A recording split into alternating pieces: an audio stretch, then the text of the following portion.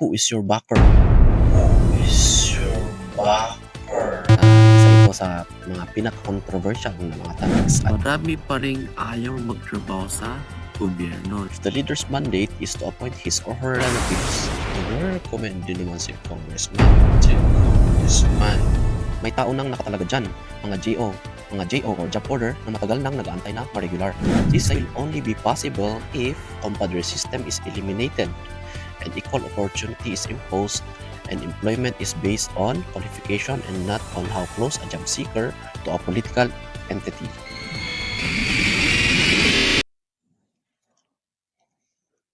Alright, good day sa ating lahat. Yan. Okay. So, total, wala naman tayong ginagawa.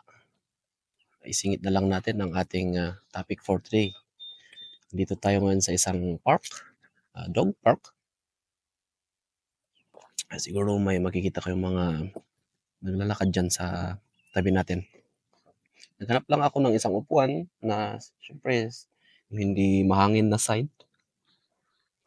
And ayun, kakatapos ko lang mag-walk and naisipan kong mag-record kasi nahanda ko naman na yung aking script, yung aking mga pointers sa ating topic for today.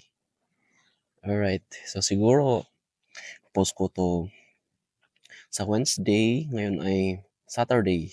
I'm sorry, medyo squinting ang aking mata kasi syempre nasa harap ko ang araw. Buti na lang hindi may cloudy kaya hindi masyadong mainit.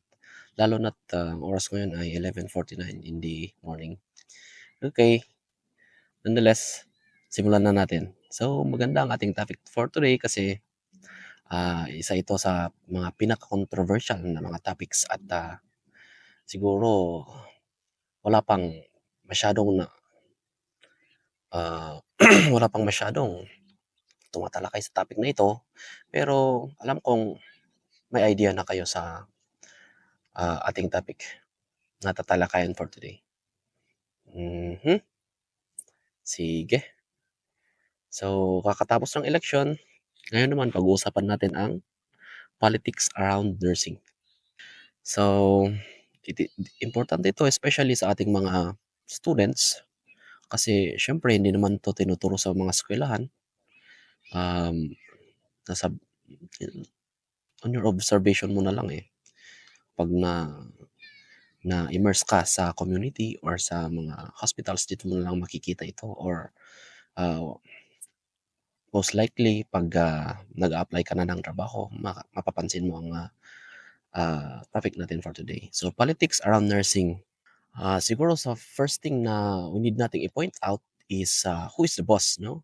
When it comes to appointment and promotion, sino nga bang nasusunod, no? Sino ang boss? Who calls the shots? Sino bang boss natin sa healthcare sector? And for me, napansin ko na to. Alam ko na to, second year pa lang ako ng nursing. But I'll just remind or sabihin ko na lang na syempre, the boss of the local health board is the politician, of course, di ba?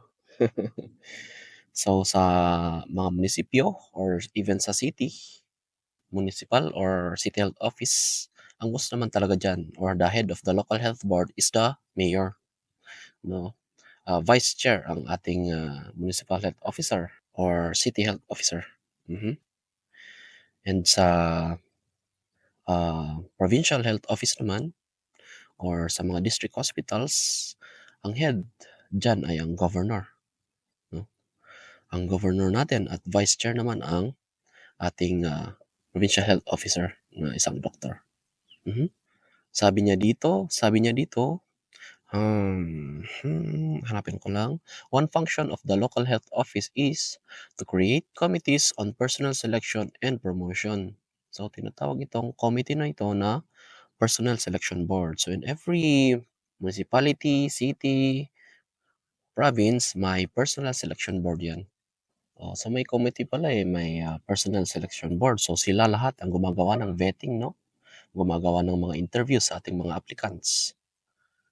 Pero ang tanong dyan, sino ba ang signatory, no? Ang last na pumipirma or nag-approve para ma-promote or ma-appoint ang ating mga applicants.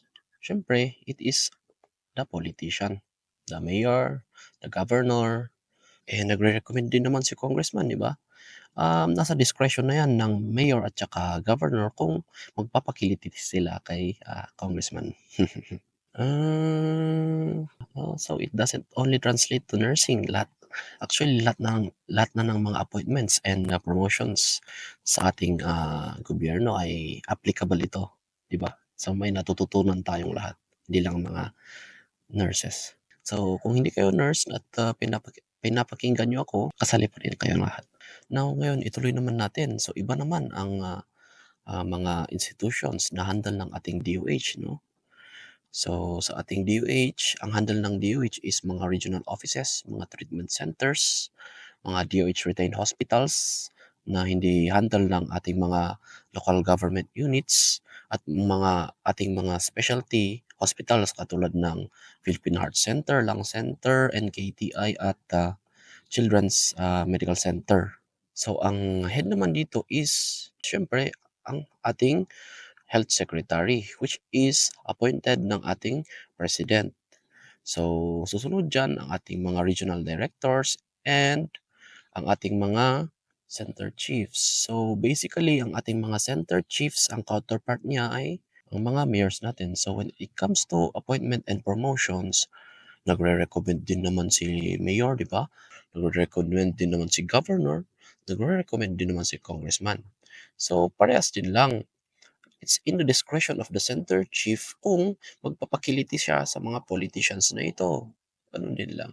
So, hindi hindi absolute na pag-recommend ni certain politician ang certain na applicant ay automatic na natranslate na siya ang makukuha for that position. So, ito na nga, ating pinaka-controversial. Ah, hindi naman lingid sa kalaman natin, hindi naman lingid sa kalaman natin, hindi lang natin pinag-uusapan at dapat na nating pag-usapan right here and then, no? So, ang issue about or ang question about the backer system, no? Sino nga ba ang backer mo? Who is your backer? Sabi diyan sa isang comment, who is your backer? Ano nga ba ang backer? No, syempre ang backer na sinasabi nila is kung sino.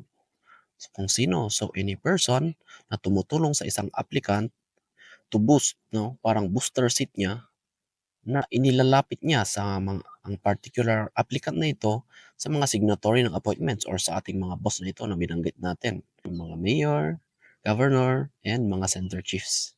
So, is this illegal? Siyempre, I'm not an attorney to say so, pero depende siguro yan, di ba? Ah, paano ba niya inilapit? Kung kinindatan niya lang yung boss, di ba?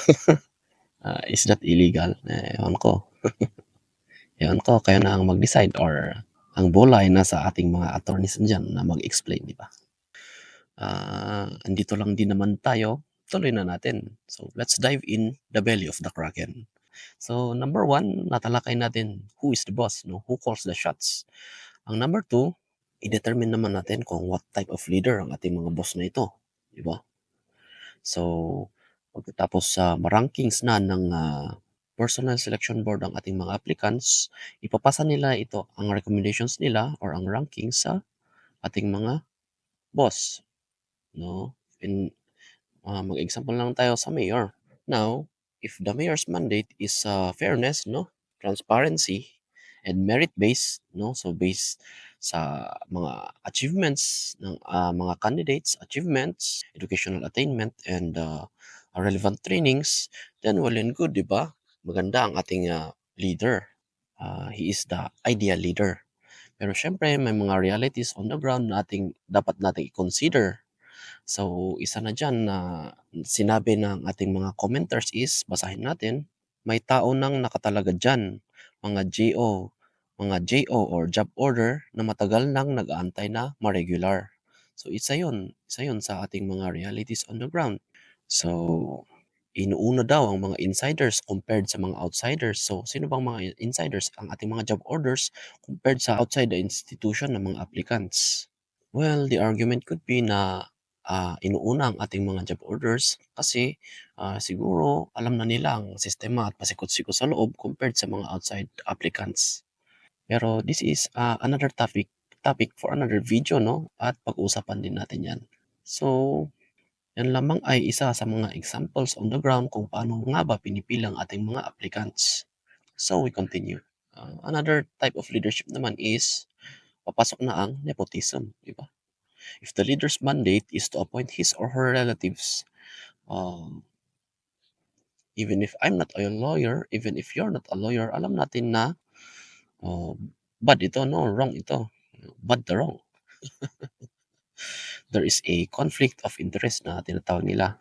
And i-address na din natin ang sinasabi nilang, compadre system 'no. Compadre meaning hindi man niya relative pero kakilala naman niya ang kanyang inuuna at hindi based on the qualifications 'no, ang mga merits ng ating mga applicants. Sabi ng isang commenter dito 'no, isa sa aking mga guro, sabi niya dito, "This will only be possible if compadre system is eliminated and equal opportunity is imposed and employment is based on qualification and not on how close a job seeker to a political entity." Sad but it's the truth, 'no, 'yun. So, it doesn't create equal opportunity for the applicants, tama. And why is, equal opportunity important? Because siyempre, these leaders come and go 'no, ang mga mayors, governors natin come and go. Pero ang mga ina-appoint nila, ang mga pino-promote nila, puwedeng hanggang sa mag-retire na sila, andiyan na sila, eh, 'di ba?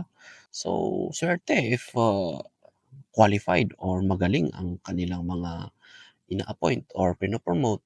Paano na 'pag hindi, 'di ba? This now creates the culture of incompetence, 'di ba? May mga incompetent leaders ka na diyan sa institutions. And that translates to poor or bad delivery of services sa ating mga constituents, sa ating mga pasyente, 'di ba? 'Di ba? Oh, umulan na. So to wrap it up, kawawa ang ating mga pasyente din. Kaya nga, importante ang mga binoboto natin. Ikaw, tama ba ang mga binoto mo? Sa kakatapos lang na midterm elections, 'di ba? And, to wrap this up, 'di ba, kasi ngayon umaambon na. So, in the future videos, pag-usapan naman natin kung paano ka ba makikita ng ating mga leaders na ito, 'no? And how can you increase your chance of being hired? And aside from that, pag-uusapan din natin kung bakit kahit ayusin lahat ng ating mga hiring process ay madami pa ring ayaw magtrabaho sa gobyerno, 'di ba? And yun lamang po. Have a good day and God bless. Thank you.